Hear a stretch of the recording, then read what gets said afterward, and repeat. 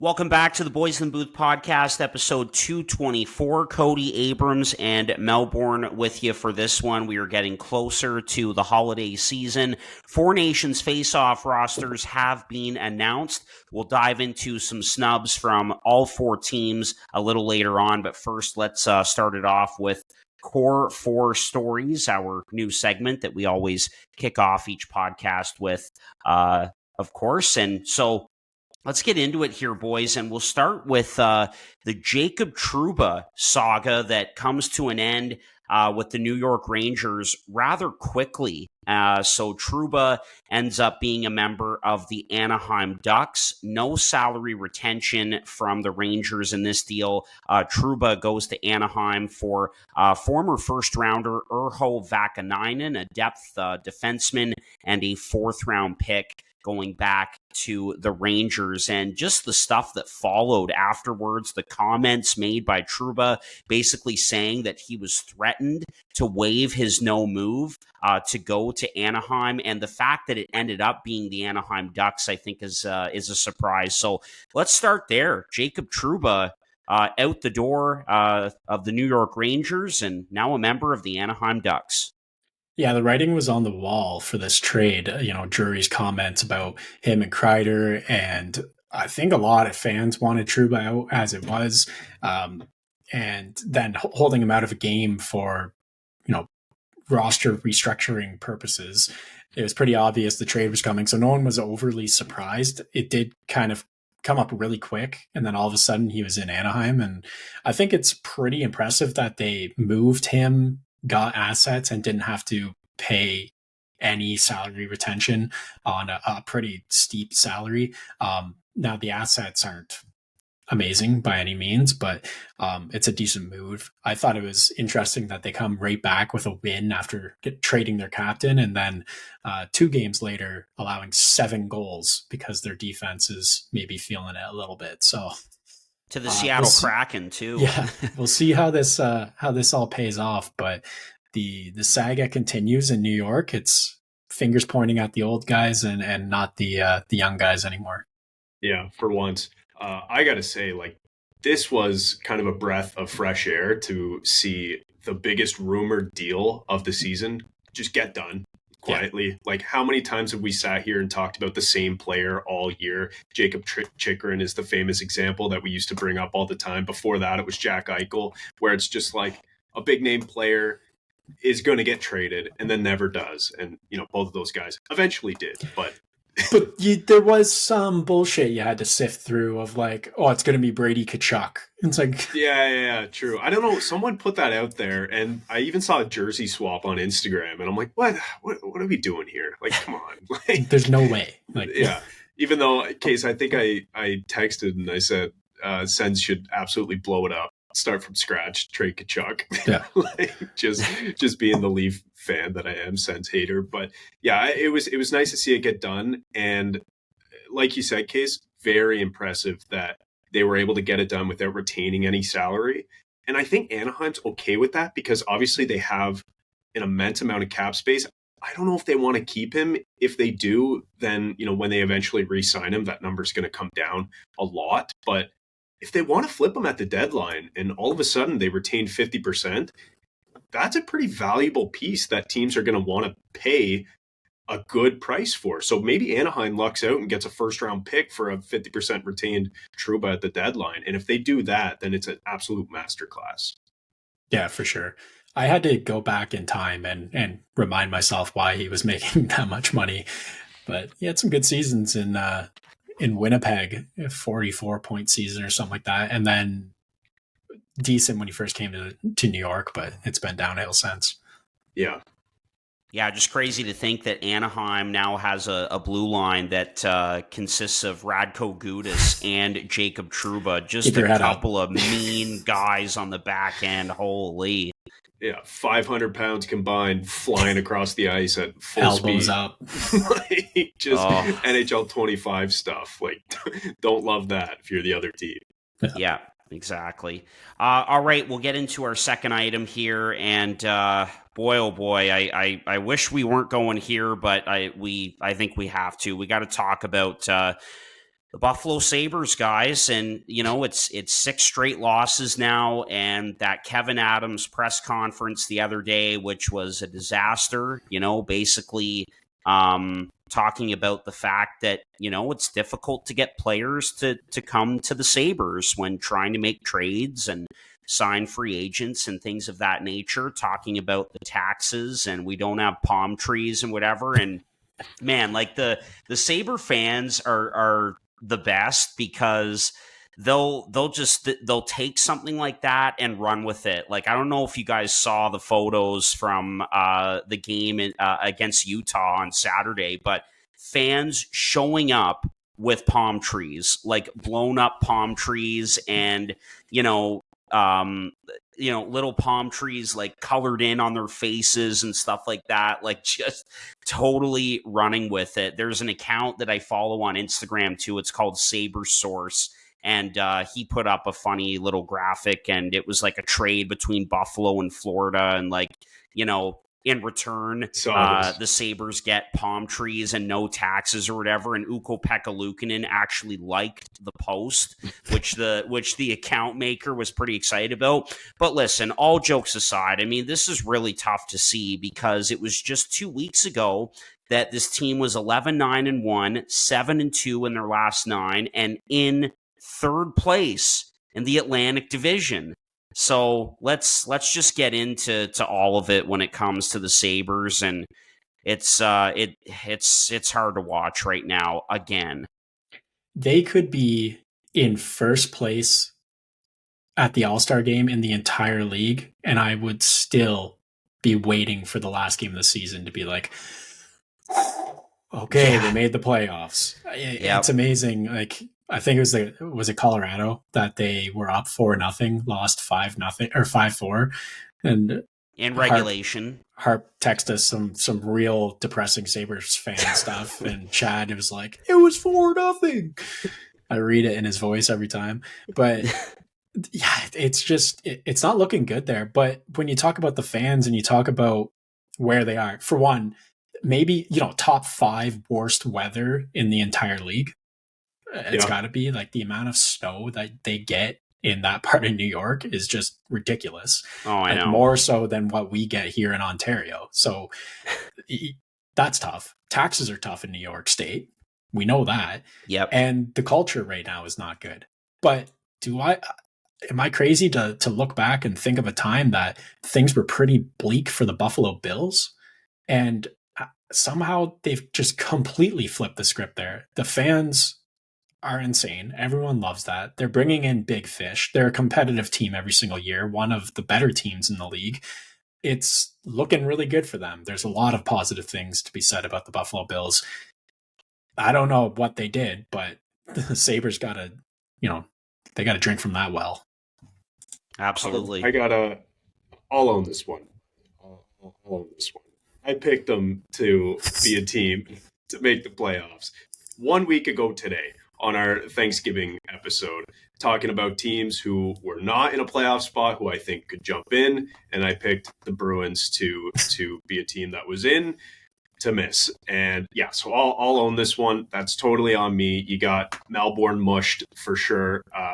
They're being like they just forgot how to play hockey completely, and the Bruins are just incredible again. So it's like, yeah, that's on me, man. Like I'll own that one. I got nothing else to say about the Sabres. You blew it with Boston, but you texted us when you were talking about Brady Tkachuk and blow it up in Ottawa. I was like, pretty sure they have the same amount of points in one less games than the Buffalo Sabres that you said were going to make the playoffs. So blow it up. Yeah, we were all Trade over Brady. this. We knew you were the problem.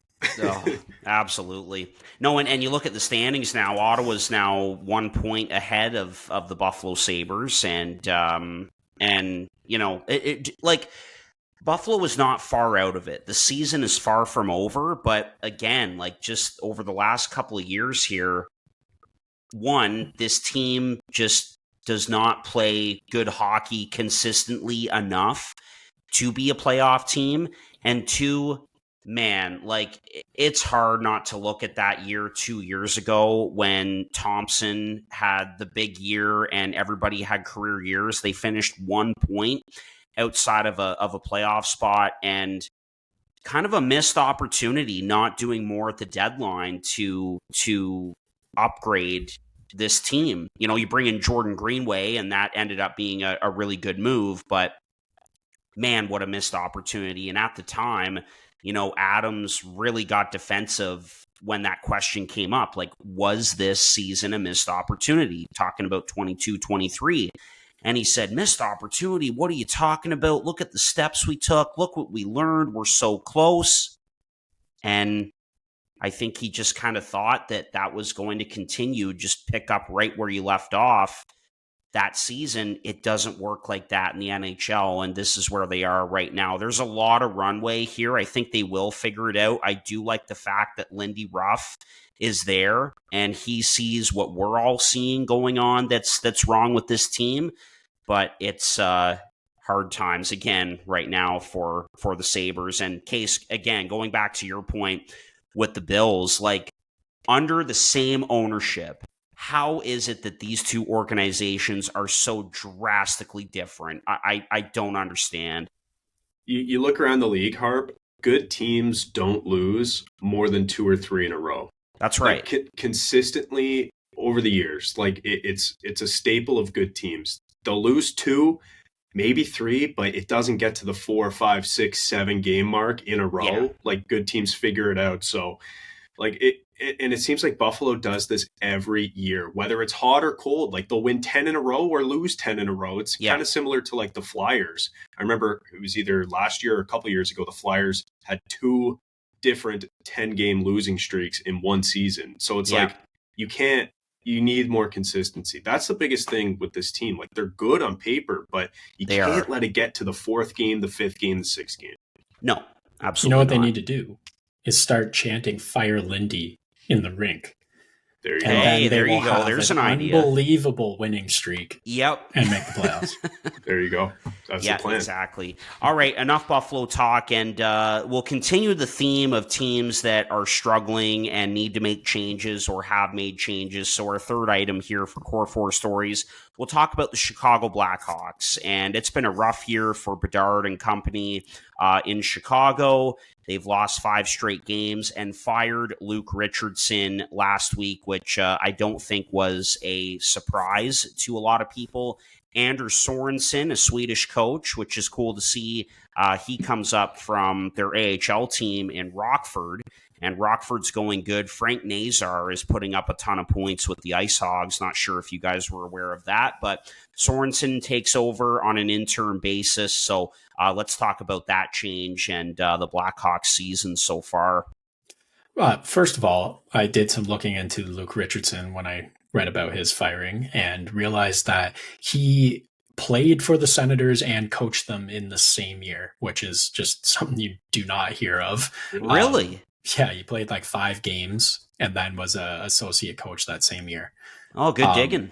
Yeah, so that was interesting to figure out. I was doing some digging because I remember watching one of his daughter's teams play in Ottawa, and I thought he was coaching there at the time. So I was like, I don't know. I misremembered that. He was at the rink, but he wasn't coaching. But that being said, I'm kind of surprised that he's getting fired because he's supposed to be a coach that's known for handling like young players well and being a good mentor for them. And what was expected of him in Chicago with this team? And we all are fully aware that they're in a rebuild. And that's kind of the point of it all. And now they have a young, like a lot of young guys on the roster. It just kind of seems like, I know that when a team struggles, you fire the coach. That's what's become of the league. But I just didn't think that this was one of those circumstances. So I was kind of surprised there. The team is definitely stinking. Maybe the reasons why Bedard is not on the Four Nations roster right now. But yeah, like it's a tough look. But so what? So draft Porter Martone next year, first overall, or James Higgins, or stink for another year and get Bedard's cousin McKenna at number 1. Like, what? This is the point of a rebuild. Yeah. I get you want Bedard to be playing good hockey as fast as possible, but this is the reality. Well, I think that's just it. And I think that would be their justification for the move is that they want Bedard to not slip into this losing culture. Like, you know, we've seen it happen a lot of the time where a good young player joins a team, whether it's San Jose, Buffalo, whatever. And it's just a culture that doesn't win. And that's not productive for anybody's development, let alone a first overall guy who has aspirations of being as good as Connor McDavid. So I kind of get it to an extent. It does seem, though, Case, to your point, like the timeline doesn't really make sense because it's like, what really did you expect from this team this year? I think management maybe thought they were going to be a little bit better and they want them to kind of get there by the end of the year, and that's sort of the justification. So I kind of see it, but it was a bit surprising to me because, you know, now you look at the Blackhawks and it's like, well, yeah, they stink. Like, look at their lineup. Like, I get it, but I don't know. Like, management bringing in guys in the off season, like you know, the two former Leafs and Brody and Bertuzzi up front, and you know, they've got Foligno who was going well last year, and I don't know. I just think maybe they expected the team to be better, and you've got to do something, I guess. Well, we listened to Bedard talk before the start of the season, and he, you know, pictured this team playing meaningful games down the stretch. And, you know, after all the moves that they made, I was like, okay, I could see it. Don't think they're a playoff team by any means, but they could maybe be playing meaningful games late in the year. Well, that's just not what's happening at all, or what's going to happen. And Case, you kind of said it there, I think, like a minute ago or two, like these coaches that get hired at the beginning of a rebuild, they don't make it through the rebuild. Like, very seldomly do we see that happen. Jared Bednar, I think, in Colorado would be the one example that I can think of. He's kind of an anomaly in that regard. But you know, you look at Richardson, you look at Don Granato, who, you know, didn't make it through with the Sabres, and the list goes on. We see it time and again. But just talking about Richardson before we wrap up on all this, obviously just such a great hockey guy, has obviously been through a lot personally in his life, as everyone knows, and he'll get hired somewhere else again as an assistant. I just think, unfortunately, rightly or wrongly, this may be the only shot he ever gets as a head coach in the NHL, but he won't be out of work for very long, I don't think. All right, boys, and our final item here for Core 4 Stories, again, continuing with the theme of teams struggling. We got to talk about the Nashville Predators again here. They've lost 7 games in a row. You know, we can see the frustration on Steven Stamkos, and I think, you know, not only because it's not going well in Nashville, but it was right around the time of the rosters being announced for the Four Nations face-off, and the fact that he was left off of it. I think those two kind of combined together, you know, gave him the reaction and the body language that we saw with him talking to the media last week. So things not going well with Nashville, and I think it's simple, guys. It just comes down to roster construction. This team is not constructed properly. Well, that was bluntly said. I like it. Just quickly about Stamkos in terms of Nashville, like, I have to wonder if he stayed in Tampa Bay. Is he on the Four Nations roster? Maybe, because he's probably putting up some more points playing with the old familiar guard. But yeah, it's I can't believe how much we've talked about Nashville this season, and it seems like the only time we really talk about them the last few years is around the trade deadline and at the beginning of the season, because we kind of are saying the same thing over and over again about them, about needing more scoring, about needing more center depth, and not really getting it at the trade deadline. So I'm a bit upset that they went out and made a bunch of moves and finally did something to try to shape this team properly, and it's just absolutely failed. And it's tough to watch because it's also just like close game over and over and over and over again that they're losing at the moment. So they're just right there. But at this point, they've dug such a deep hole that it's certainly looking like selling at the deadline. And that's a tough look. They played really well against the Devils in the game that I watched, yet they just leaked goals. They let up some pretty key opportunities, and next thing you know, it's in the back of their net. So it's tough.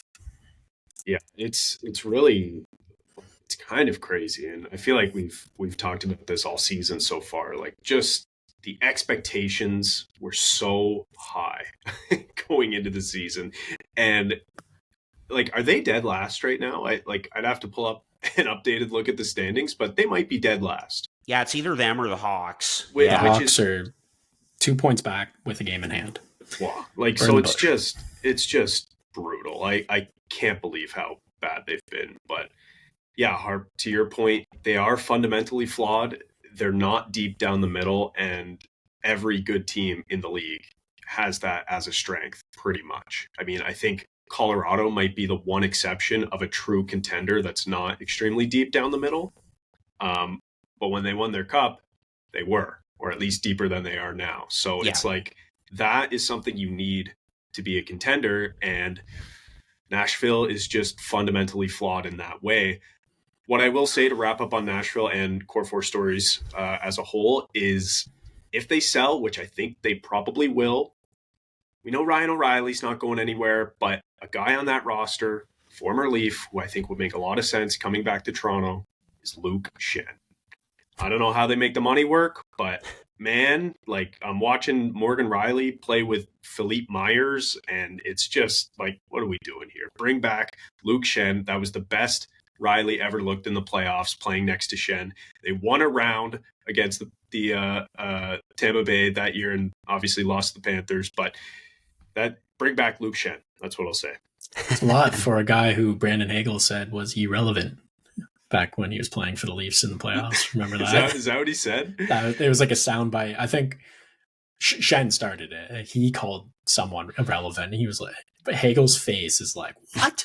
You? Jeez. Yeah, I forgot about that. It's a funny sound clip. Look that up after this. One thing I want to say about Nashville in that Devils game that I watched, the Devils took a 5-minute penalty at the end of the game. Timo Meier cross-checked Zach Leroux in the face, and 5-minute major with 5 minutes and 39 seconds left in the game. They didn't get a shot. Wow. You bring in all these weapons, you get a 5-minute power play, and you don't get a shot. That's just tough. That's wild.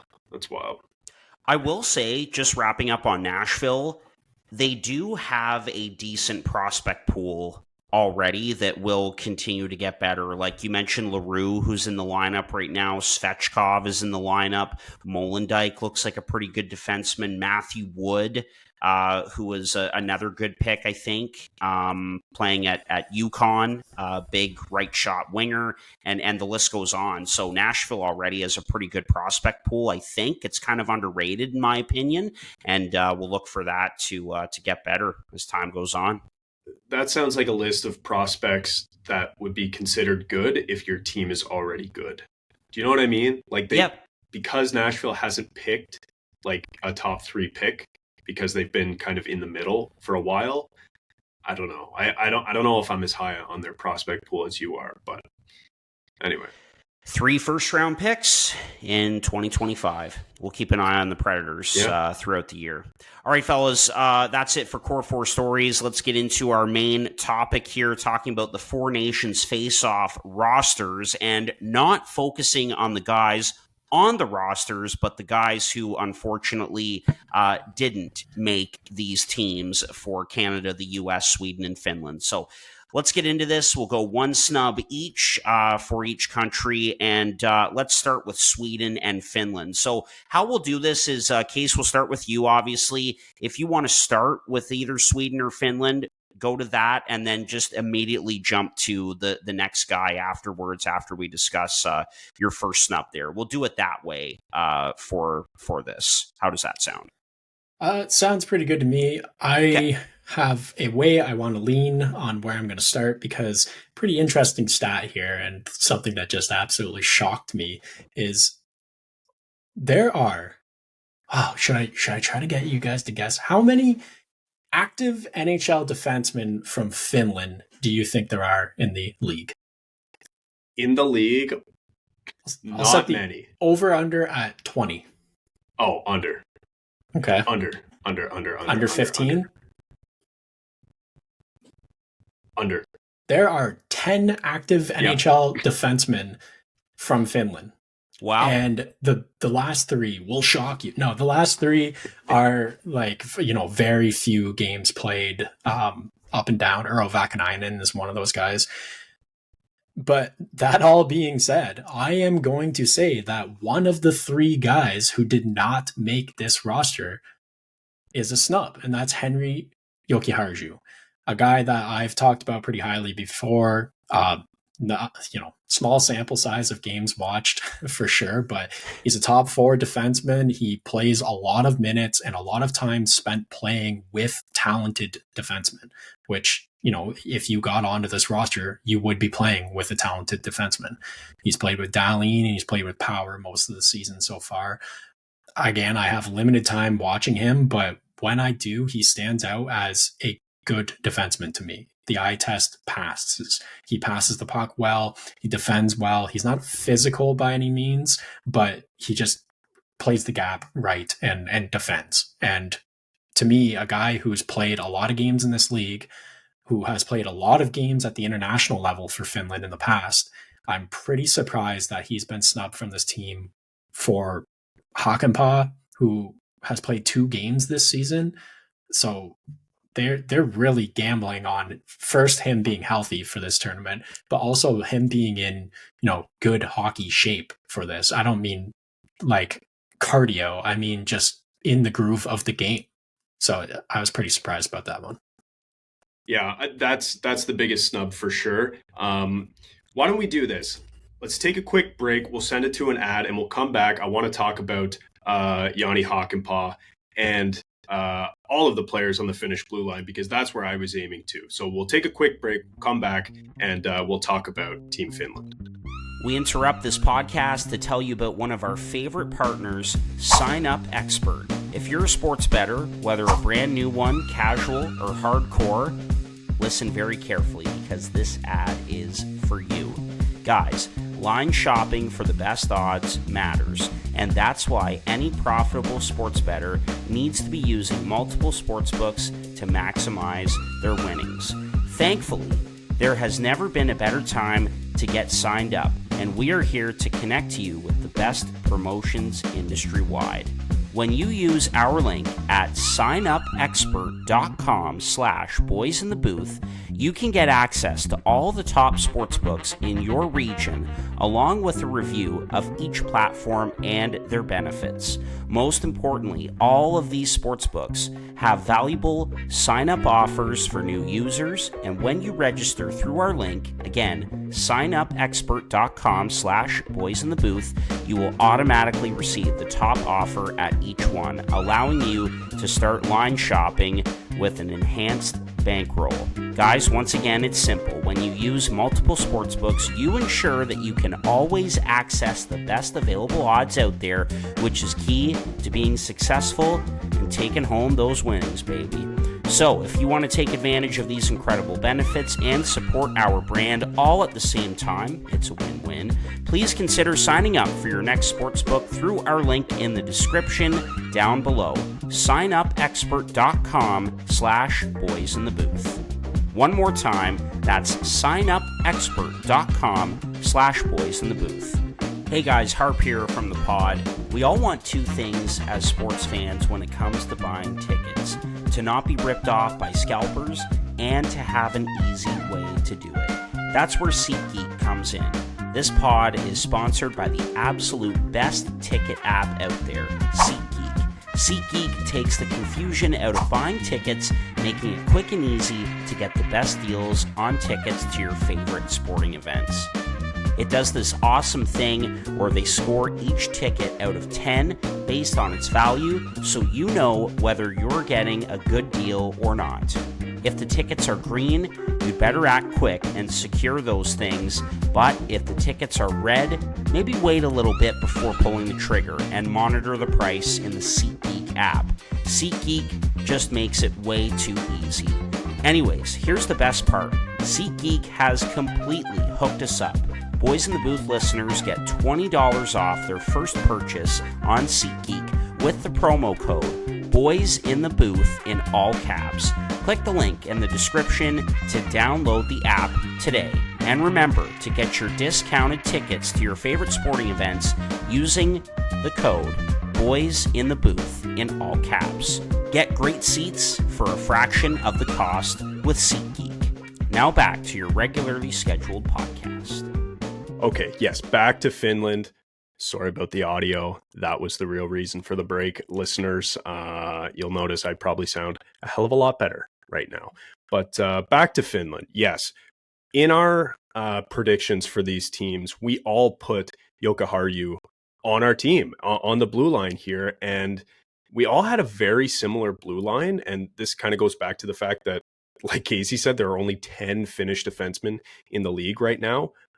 Olli Mata was a surprising one, a guy who was picked on this team. I had Olli Mata in my Finnish lineup, and you two guys didn't, but that's because, as I recall, I forgot about Jani Hakanpää at the time and didn't put him on my roster, and that was before we knew the extent of his knee injury, so that was a bit of a slip up in the first place. But yeah, Jokiharju, like that is, to me, like that is a shock. And what I kind of think they might be doing here is, listen, they want Hakanpää to play a defensive role and to kill penalties and to be a big body, but they might not be certain that he's going to be healthy because nobody really is right now.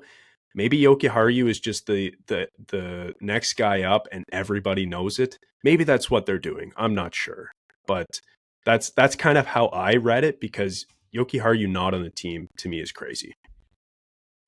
Yeah, I would have to agree. It's been a bit of an up and down season so far for Jokiharju, but the overall body of work I think is good. Like you kind of mentioned there, Case, he had a career year last year with the Sabres and is considered to be a top 4 defenseman. You know, he can go up and down your lineup on the right side, but you're looking at this Finland back end. Clearly, they wanted some size and some grit back there with guys like Mikkola, Ristolainen, Hakanpää, which again is an interesting pick because he's barely played due to injury. So yeah, dude, he looks like an absolute robot out there. Like he looks like when he's on the ice, 6'6", his legs don't bend. Like the knee issue is apparent. It's evident. It's obvious when you watch him play. So I'm not convinced he's going to play in this tournament. And it's great that Finland has a bunch of bangers on this blue line, but I'm a little skeptical in terms of these guys aren't exactly the best of the best when it comes to, transporting the puck up the ice and breaking out of the zone. It's just kind of make a big hit in the corner, get it out off the glass, and that's it. You know what I mean? So that's what I would say about this Finland blue line. But yeah, obviously surprised that Jokiharju made it or didn't make it, excuse me. And, you look at a guy like Olli Mata as well, like you mentioned, Chad. I mean, he's a guy who's bounced around a lot the last couple of years. So it's a bit of a surprise for sure. He's played 720 games or something like that, though. Like that's a veteran, and true. I'm less surprised with him versus Hakanpää with the injuries. If Hakanpää played 30 games so far this year, or 28 games or whatever, I would be probably all for him on this team, either over Jokiharju or Olli Mata, but it's not the reality we're living in right now. So I was pretty surprised. And when I look at forwards, like, it sounds like you guys are probably going to have to get into some forwards here because there's not many more defense to be snubbed. No. But there's a lot. It feels like they had a direction plan for this team and they went in that direction. So I'm curious to see who you guys have as snubs. Yeah, well, I had Yokoharu as well, and I think on Finland, like Harp, unless you had someone different, I'm ready to move on to Sweden. What do you I think? I did have Yokiharu. It's the No obvious no one. surprise, but I will go to a forward now. And again, like it does get a little thin, and it gets tough to come up with some names. But I'll go with Jesperi Kotkaniemi. Like why not? As maybe a kind of a like not necessarily a snub, but like, could he have made this team in a bottom six role? Sure, I guess.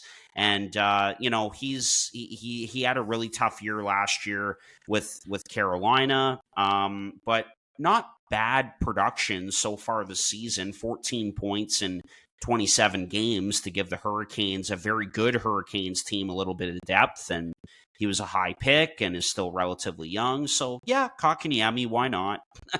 When I look at all these other teams, and I was thinking about the snubs, I'm going, well, this guy's probably not cracking the top six, so he's going to be in a bottom six role, and they're kind of leaning defense that way.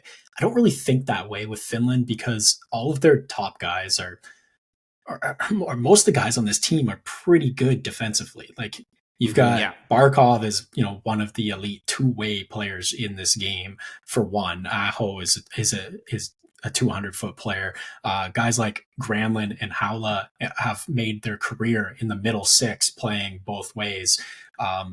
Lundell's another Lundell one. has been great. Luosterainen, I'm pretty sure they picked him for his defense. So it's like, Great player. why wouldn't they? I'm a little surprised that they don't take a shot on a guy like Michelli because he's an offensively That's a good gifted one, yeah. player he's a playmaker. He's a pass first guy. Put him Yep. on a line with one of these, two-way scorers and see how that flies. So that one had me a little. I could imagine him on this team. That's Yeah, a good that's name. a good. I think we talked about him at length when we were doing our original predictions. We might have all had him, but yeah, he's a great player. That's a good point. He is a very skilled player. He's just a little water bug out there. Like he's fast, he's very skilled, and just an excellent passer. Like the amount of times that he throws it across ice to Lawson Krause for a tap in at the side of the net, and he can't even believe how that puck got to him.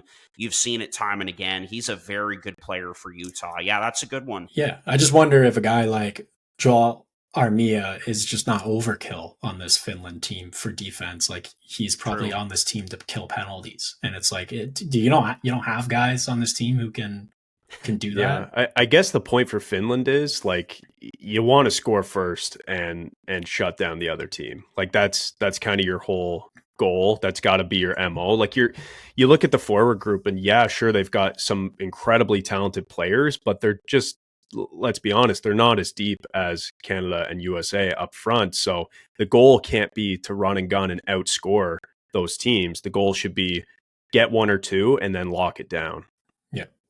Yeah, Which so I understand why there's such a lean for some of those defensive players. Yeah. All right, let's get into snubs for Sweden. Yeah, I mean, a lot of what I've heard chatter on the internet is people are pretty surprised, and I wouldn't be surprised if one of you guys bring up Eklund, but yeah, I'm picking a snub on his team in Fabian Zetterlund, who I just every time I watch the San Jose Sharks play, he stands out more than anyone else on the ice, and he has been their offensive driver the last two seasons, this season and the last. 9 goals, 11 assists, 8 of them primary in San Jose this year, 24 goals, 20 assists last year. I really feel like he drove the offense on this team on his line last year and was third in points for them. And that's on a team that didn't score a lot. I'd have to imagine he produces even more this year than last year. He's blocked the 15th most shots in the league for forwards. He throws the body around pretty generously and doesn't take a lot of penalties. So that just kind of it just sounds like the making of a pretty good bottom six winger, a guy that I think could be replaced in Victor Arvidsson. Zetterlund could be that guy. The team's metrics, San Jose's metrics, when he is on the ice are all positive, which says a lot when you're on a sub 500 team. He drives offense for that team, and they don't get scored on as much when he's on the ice. Sounds like a good player to have. Sweden's got a lot of players that could be on this roster, but I just think of Zetterlund as a young, hungry, fast, heavy skating bottom six forward for this team. Yeah, well said. Zetterlund is a great player, and he's made San Jose watchable this year. Like, they're a fun team up front, honestly. Like, obviously that's because of Celebrini and Smith. Where's number 2, by the way? Like, every time I see a highlight of that guy, I'm like, what the hell, number 2 as a forward? But yeah, Zetterlund is a great pick. I went a different way here. I went with a defenseman. Now, you might be looking at this defense group and saying, who could possibly be better than any of these guys? I think I know where you're going with this. And I'm going to tell you, not to be a homer, I'd be picking this guy if he still played for the Florida Panthers. I think OEL could have been on this team. And if I'm looking at players on this back end on Team Sweden who kind of aren't like the others and might not belong, this might be a controversial one, but it's one of the guys they named way back in June, and it's Erik Karlsson. He's had a tough year, and maybe if you didn't name him right away and lock him into a spot, then it makes it easier to, justify bringing in someone else. But obviously, like, the fact that you named him so early, he's such a big part of what it means to be a Swedish hockey player. And he was at his peak, the best player in the league at one point. But I don't know if we're talking about players who are just going off of this season or their last couple seasons.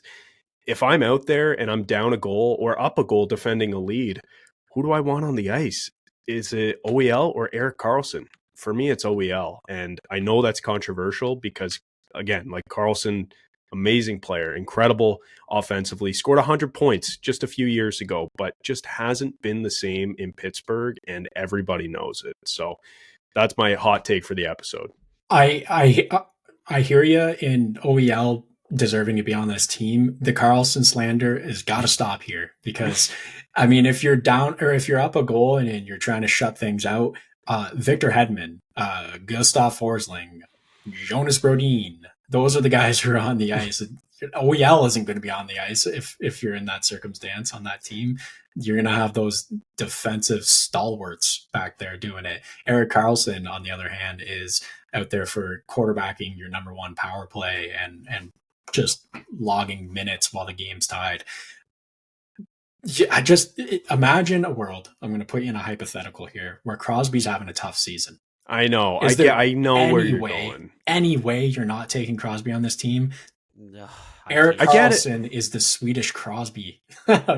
Is that? I get it. Is that fair to say? Like, he's been just an absolute god for them for the last 12, 15 seasons, and he's been their captain before in competitive play. So there's no world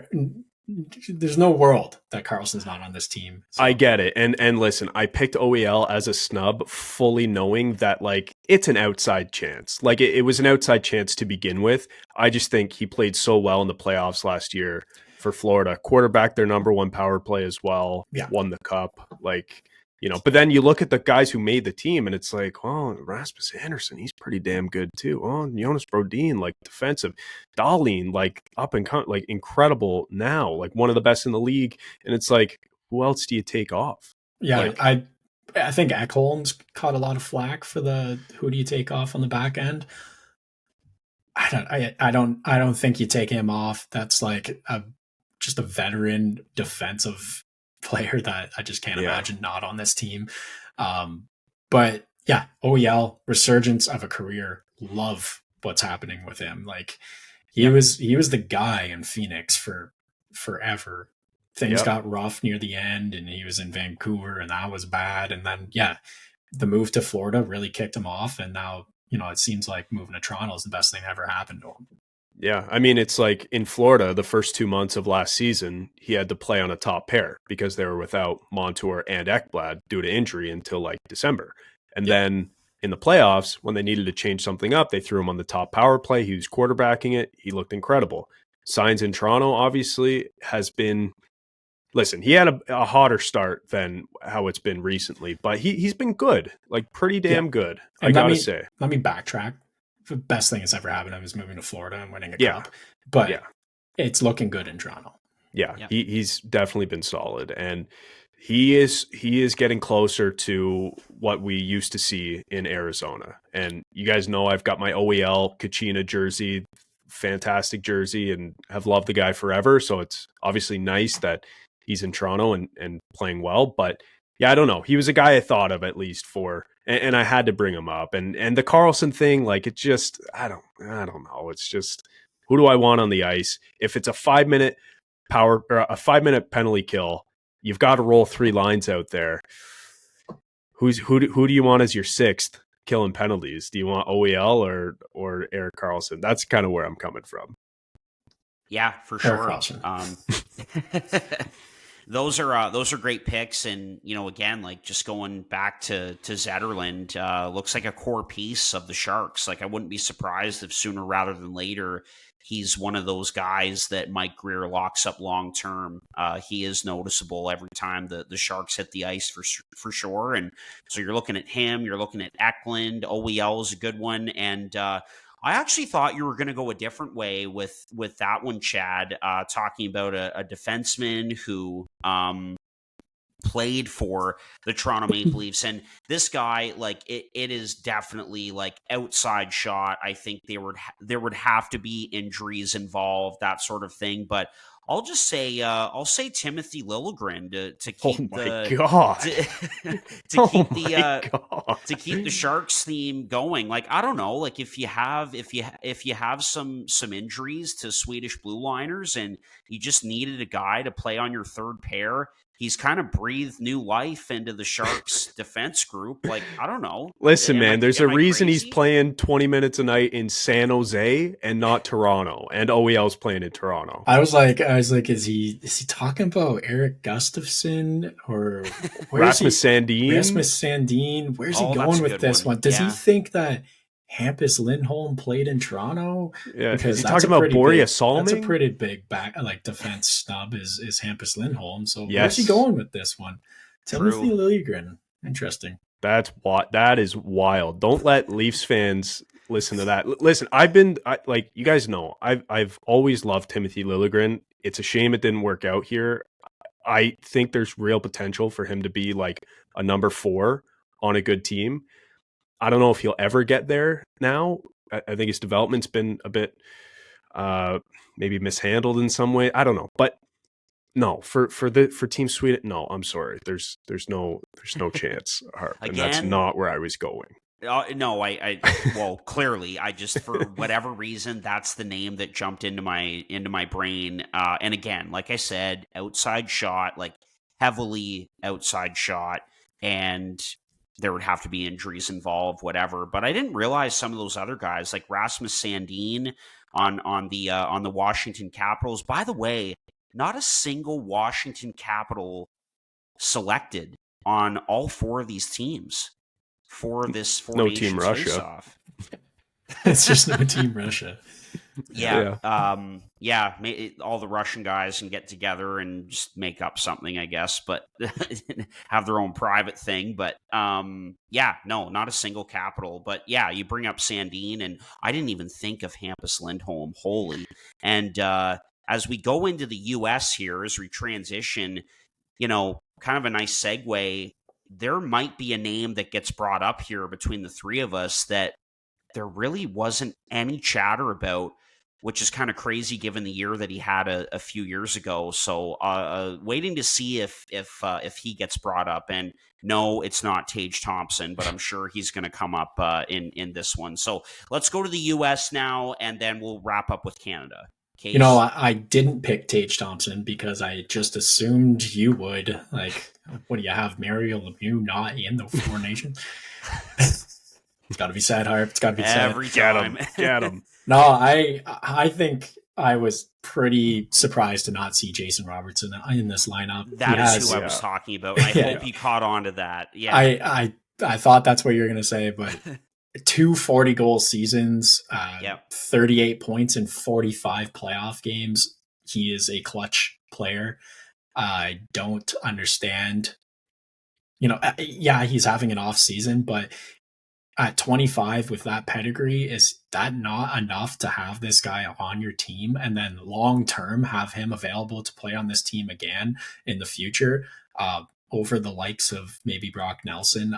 It just seems like all of the GMs of these teams are on the same page that your bottom six has to be bottom six players or something. But I don't know. Jason Robertson, he's got a big frame, doesn't use it that way, but 40 goals, 46 goals, 109 points. That is just too much talent to be leaving off this team.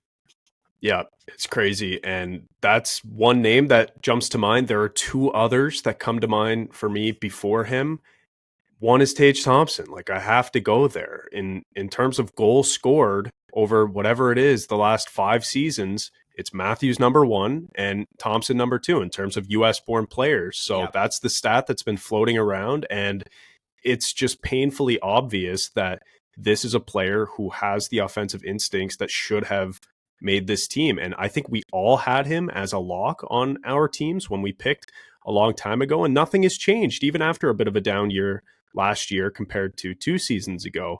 He's an incredible player. He's huge. He has filthy hands. He can rip the puck from the spot on the power play. Like, I guess, Case, to your point about guys like Brock Nelson being picked to play the bottom 6, like, maybe they just figured, listen, Thompson isn't one of the 6 best. He might be 7th or 8th best on the team in terms of offensive capability, but we don't know about his defensive game as much. And we trust a guy like Brock Nelson, who's been in the league forever, who has just played that way his entire life. So Nelson, and I'm not Trocheck, Kreider. Yes, exactly. And I'm not picking on any of those guys in particular, but if you just look at offensively, like, clearly Thompson is more capable, but I kind of get it from the perspective of we need role players. Not everyone can be a scorer. Too many cooks in the kitchen is never a good thing. And the other guy I was going to bring up is Cole Caulfield. Same exact story, plus way too small. Yeah, I mean, obviously you guys knew I was going to go with Thompson. I've got another player that I just thought of, because of the fact that you guys have both brought up Thompson already. But yeah, I thought he was a lock for sure for this team. I just struggle with the fact that he's not on it. He's clearly disappointed. He showed that the other night. I think he knew after that just debacle of a hockey game against the Colorado Avalanche. So you throw those two things in there and in the blender, and you get the reaction that he gave. But this will motivate him, and he's a great player and definitely our best offensive player in Buffalo. And I do think this is unfair, but the one knock against Thompson that I was hearing was that he doesn't have any playoff experience. And that was the thing that kept coming up. And, but I just think that's unfair. Like, you have to focus on the player and what he brings. And we talked about all of that. So, but that how can they say that coming up when Jason Robertson's not on this team and he has 38 points in 45 playoff games? Yeah, exactly. It's like, I don't know. Exactly. So the name that I thought of, and again, like, he's kind of a big name too, and just such a skilled offensive player, is Clayton Keller. Yeah, that's a good one. Again, like, you kind of throw him in with Robertson. Obviously, not the same production, but just like zero chatter, uproar about guys like that not making this team. And I honestly thought Keller was kind of a lock too. Like, he trains with Austin Matthews in the summers, and they're pretty good buddies. Like, you could throw those two on a line together. Geez, at one point I thought, you could do Keller, Matthews, and Thompson all as a line. Those guys all train and play together in Arizona. So I don't know, but yeah, Keller is a big name for me as well. Just such a talented offensive player. Yeah, and based on wrapping up on the U.S. here, obviously that's a great pick, Harp. That's someone I thought about too. Wrapping up on the U.S. here, Case picked Jason Robertson. Hart probably thought I was going to pick Nick Robertson here. If I'm picking Liljegren to make Sweden, Nick Robertson should have. He's a big snub on this team. What do you think about that one, Harp? Oh, geez. Okay, we're moving on here. Okay, Canada to wrap it up. Yeah, Canada to wrap it up. Case. There's like a lot of mentions here and honorable mentions on my list, but You could build a second team, maybe a third team well, of that guys who being can make said, it. Like, Puckopedia made snubs teams. yeah, Team USA looked a lot better than Team Canada. Go ahead and check that out after this and be absolutely surprised. I that's think that's not really surprising, honestly. it's like their snub team is disgusting. But like the Yeah, guys at the top of the list for Canada, it's there's some pretty big guys left off. And I'm going to talk about a guy who's played a lot of international time for Canada, a 31-year-old in this league with 750 points, who was snubbed from this team and is probably going to take a cheap shot at Sorelli next time he plays Tampa or someone like that. It's Mark Scheifele. I understand that his defensive play has been suspect and talked about a lot and talked about by Chad and I in the past. But again, 750 points, 31-year-old who has 30 points in 28 games on one of the top teams in the league. How bad defensively can he be if he's playing 20.27 minutes a night on one of the top teams in the league, one of the best defensive teams in the league? That just, it doesn't make a ton of sense for me. Even if he's on the third line, I think that you've got enough defensive weapons on this team. And I feel like it's the case that he's a snub, and maybe there's other guys who are snubs due to the circumstance of who's running this team and who's coaching this team, where you want some St. Louis guys in here, you want some Tampa Bay guys in here familiar with the coach. That might be the situation here, but Mark Scheifele to me should be on this team. Yeah, that's a pretty big one. Going back to the list, the team of snubs, I've got it here, the one that Sportsnet did, anyways, and it turns out David Amber's the one who made this team. So I've actually got a bone to pick with him. You guys will know what I'm talking about. I posted this on Boys in the Booth on Instagram. But up front, they've got Alexis Lafreniere, Mark Scheifele, Zach Hyman, Connor Bedard, Macklin Celebrini, Steven Stamkos, Matt Duchene, Nick Suzuki, Tom Wilson, Matt Barzal, Robert Thomas, Wyatt Johnston. Those are all the guys up front. Notably, but this is the snub list, notably didn't include John Tavares. And I just have to say, that's crazy. David Amber, that's crazy. I get that JT should probably not be on this Four Nations face-off roster. Okay, is he one of the 12 best forwards or 13 best forwards from Canada in the league at this point in his career? Probably not. There's a case to be made, but probably not. He's about a point per game since coming to Toronto. He's been a captain. He's played as much international play as he's been able to. There hasn't been much since he's come into the league, but he's done his best that way. And I just feel like he has been so disrespected throughout this entire process. Being left off the snubs list is crazy. And I know, I feel like every player I've brought up is a Maple Leafs guy, but this is the one that I genuinely believe in, that he was totally snubbed. Not being on the snubs team is just crazy to me. I don't know. What do you guys think about that? Because I just think it's absolutely insane that Sportsnet doesn't think that John Tavares is one of the top, whatever it is, 24 to 26 players from Canada as a forward in the league.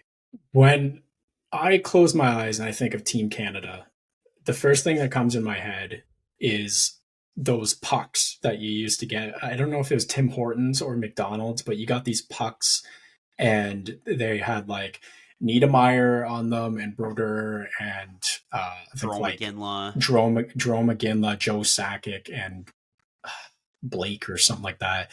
That's the first thing that comes to my mind. The first picture in my head for Team Canada. Second picture is John Tavares on the World Juniors in his Danny Heatley spot, below the circle, beside the net, just feeding one-timers in the net in 2008, 2009. That's Team Canada. and him being not on the Team Canada roster, it hurts a little bit. Although, there's a long list of guys who could be on that team. And listen, I totally understand that maybe JT is not one of the 13 best forwards from Canada in the league at this point in his career. But to not make the snubs list, like, is this just clickbait? Is Sportsnet doing clickbait at this point? Like, this is like some of the guys on this team, like Macklin Celebrini, really? He just got here. I know he's good, but he just got here. Like, is he like, who do you want on the ice if you're down a goal or up a goal, like minute left in the game, like whether you need to score or defend, like who do you want on the ice more, Macklin Celebrini or John Tavares? I know my pick. And same goes for a guy like Seth Jarvis, who made the Team Canada roster. Same goes for, there are a few other players who you can put into that same conversation. So to me, it was just kind of crazy that he didn't even get a sniff. Like, it wasn't even close. And to me, that just seems completely disrespectful for a guy who lives and breathes Team Canada hockey. Like, like, it just, I don't know. To me, it's crazy. Yeah, I mean, Case, I'm so glad you brought up like the 2009 World Juniors in particular, like when Eberle scores that big goal against Russia and in Ottawa. Pretty sure Tavares was on the ice when that goal happened. So that immediately jumps into my brain as well. Yeah, I agree. And I have a tough time believing that the guys at Sportsnet would just forget to put him on the snubs roster, because Sportsnet is literally in Toronto and they cover the Leafs like no tomorrow. So I'd have a tough time believing that they just forgot to put JT on that list. So yeah, Chad, I'm with you, man.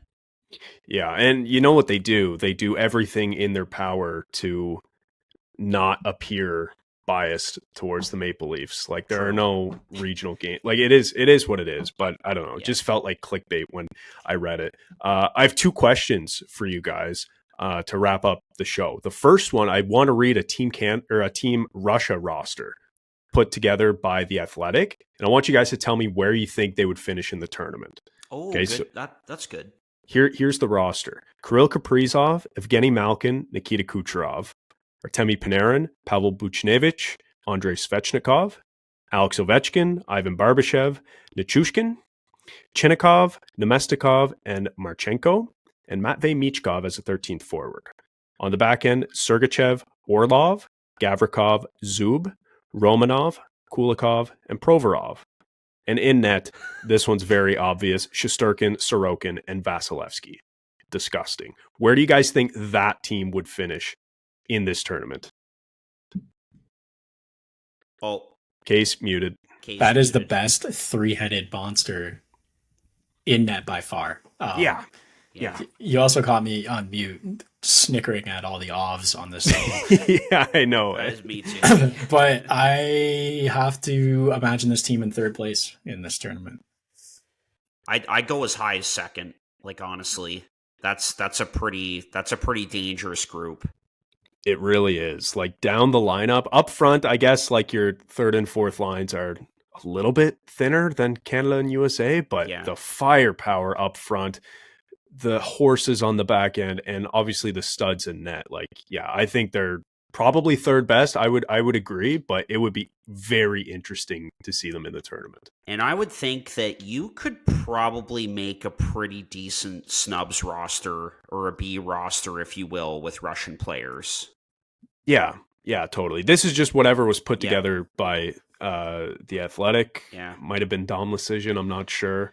I grabbed it earlier today from an article I was reading, but that's I thought that was interesting. My second question, I saw this on Instagram.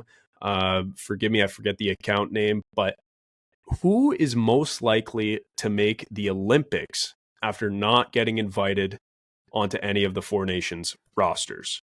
Okay, so think about this question. Who's most likely to play for any of these teams at the Olympics who were a snub for the Four Nations face-off? Top 5 right now listed: Thatcher Demko, Tage Thompson, Jason Robertson, Cole Caulfield, Clayton Keller, a few others in there. Luke Hughes, Alex Tuck, Brock Besser, Dustin Wolf, Jake Sanderson. Which guy do you think is most likely to play in the Olympics in 2026 who didn't get invited to the Four Nations face-off? Any team?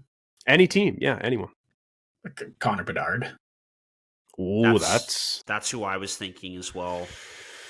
I think that's this is pretty gonna. easy. I think this is gonna motivate him like no tomorrow, and that's a lot of time between now and then. So yeah, I'd even maybe throw Celebrini in there as well. Yeah, I mean, I think the point is for Canada, like the team is just so deep, right? So those guys have to be playing top six, you would think, to make the team. So that's what makes it a bit more complicated. But I don't know. I thought that was an interesting question. I didn't think it would be that easy, but now that you guys said Bedard, I was like, yeah, that makes a lot of sense.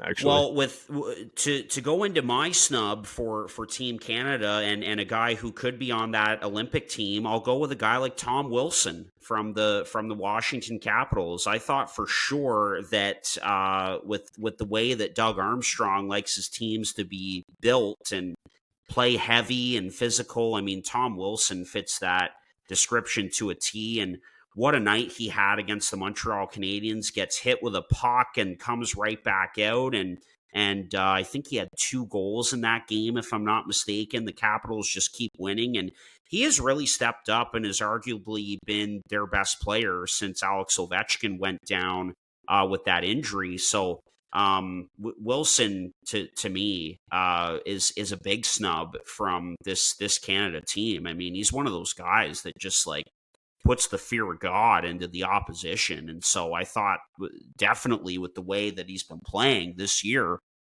and the way the Capitals are going, and again, I just can't believe that not a single Washington Capital was selected for this tournament. Here I go again, showing my Capitals love, of course. And I just, with the way Armstrong likes his teams to be built and play, I thought Wilson was a big snub for sure that really hasn't gotten a lot of love. Yeah, and you think, Sweeney and John Cooper and those guys would just love the opportunity to have Tom Wilson on their team for once instead of breaking their team.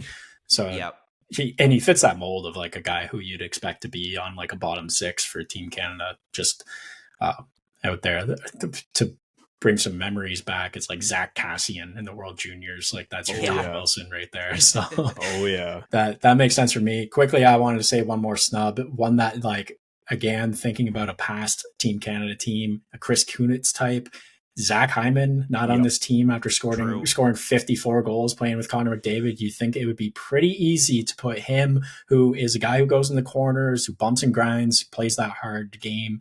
You put him on a line with Connor McDavid, it's pretty easy. But I also think that Armstrong and Cooper are probably like, oh, Connor McDavid with, pure talent instead of Zach Hyman. Let's see how that works. Yeah, we all had Zach Hyman on the first line in our projections, by the way, playing with Connor McDavid because he had such an incredible year last year when we put our list together. It's interesting looking back, like a lot has changed on our teams actually. And, that's kind of the name of the game in picking these teams. It's whoever's going right now. So that's kind of, that was kind of a theme throughout. Hyman's a good pick for sure. Yeah, a lot of snubs. Like it's really tough, and that's why you can put together Team Bs for, at least Canada USA for sure. It's hard not to think about some guys who, like in the past, performed so well for Canada at the World Juniors and ended up being high NHL draft picks, and then you'd think that would maybe translate down the road into, some of these guys being on Canadian Olympic teams and, in this case, a Four Nations roster. Like, this is just super random, but I thought about like Barrett Hayton of the Utah Hockey Club, like not being a snub or anything like that. Like you could probably throw him on a third Canadian roster or something, but just thinking of a guy who had like one of the best World Junior performances ever for Team Canada, Jordan Eberle, obviously number 1, like that guy sticks out for sure. It's just interesting to look back at guys like that and wondering, is this going to translate to the higher level? You know what I mean? You want to know a random name that came to mind? Like that's exactly on point. Cody Hodgson. Like, Yes. incredible World Juniors. I just looked it up to remind myself. He had 16 points in 6 games in the 2009 World Juniors. Like, crazy. Like what if a guy, I just thought of this, like Jonathan Taves, what if he was still around and playing at a high level? Like I just thought of him, like, Yeah. you know.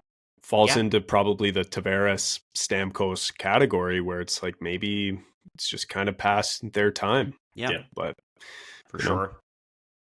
anyway. It just, all of this like kind of World Junior talk mixed in here near the end just makes me so excited for the tournament this year, and when we can do our preview episodes and all of that. Really looking forward to all that as we do every year, and maybe we do a snubs episode, or a little segment, snubs of for guys who didn't make the invite list for the camp for the Dude, Canadian World Junior team. we're going to be talking about it next week, is just looking at the calendar. Like, we've True. got 2 more episodes before Christmas. We're going to talk about, in the first one, players to watch in Group A of the World Juniors, and in the second one, players to watch on Group B. So we've got World Juniors coming as soon as next week. So stay tuned for that. I can't wait for that tournament. Really excited. Me too. Absolutely. Back in Ottawa for the first time since 2009. You guys are going to be in Brockville, of course, for the pre-tournament game between Czechia and Latvia, which is exciting as well.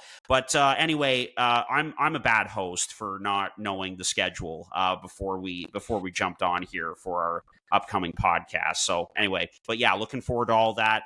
Thanks for listening to episode 224. It was a good one, and we will chat with you again next week as we get into World Junior previews. Take care.